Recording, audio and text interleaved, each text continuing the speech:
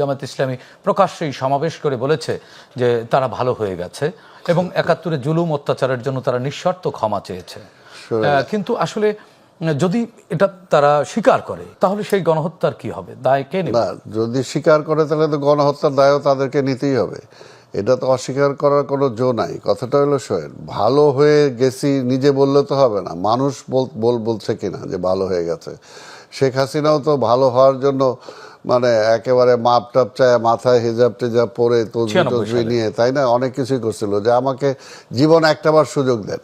তো একটাবার সুযোগ নিয়ে সে কি হয়ে গেল, স্বৈরাচার হয়ে গেল, 24 উপহার দিল, তাই না, 24 উপহার দিল। তো কাজেই ওরাও যে কারণ সব কিছুই ধরেন, আপনার একটা অতীত আছে, আমার একটা অতীত আছে, আমি যে দল করি সেই দলের একটা অতীত আছে, আজকে আওয়ামী লীগের একটা অতীত আছে, জামাতের একটা অতীত আছে।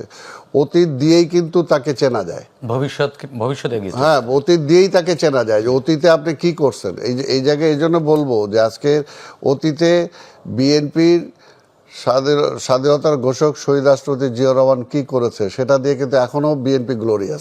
ইতিহাস থেকে আমরা বলি শিক্ষা নেওয়ার জন্য, কিন্তু আসলে আমরা কেউ শিক্ষা গ্রহণ করি না।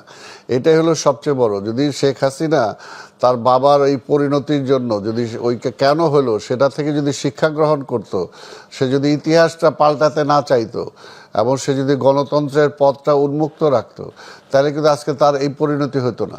আজকে তার পরিণতির জন্য কিন্তু সে নিজেই দায়ী, তাই না? সেটা কিন্তু জোর করে কেউ তাকে এই পরিণতির জায়গায় ঠেলে দেয় নাই, সে নিজেই বেছে নিয়েছে এটা। এবং বাংলাদেশে যেটা কোনো সম্ভব না, আমরা কিন্তু বারবার এটা তাকে বোঝানোর জন্য চেষ্টা করেছি, বাংলাদেশে মানুষ এটা কখনো গ্রহণ করে না, কিন্তু তার বাবাকেই গ্রহণ করে না বলছেন আপনারা, মুক্তিযোদ্ধারা এখনো বেঁচে আছেন অনেকেই, আপনারা বলছেন গ্রহণ করে না, কিন্তু এক ধরনের মুক্তিযুদ্ধকে একটু হিউমিলিট করা, একটু নিচে নামানো এবং বর্তমান সমসাময়িক রাজনীতি যদি দেখেন, সমসাময়িক রাজনীতিতে ৭১ কিন্তু চরম প্রাসঙ্গিক হয়ে এসেছে এবং দুটি পক্ষ দুই ভাগে বিভক্ত।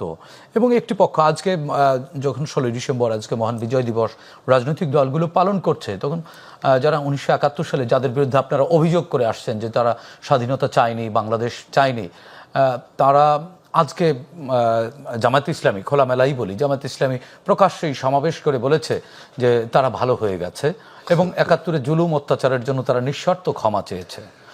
কিন্তু আসলে যদি এটা তারা স্বীকার করে তাহলে সেই গণহত্যার কি হবে, দায় কে নেবে? না, যদি স্বীকার করে তাহলে তো গণহত্যার দায়ও তাদেরকে নিতেই হবে। এটা তো অস্বীকার করার কোনো জো নাই। কথাটা হলো শোয়েন, ভালো হয়ে গেছি নিজে বললে তো হবে না, মানুষ বলছে কিনা যে ভালো হয়ে গেছে।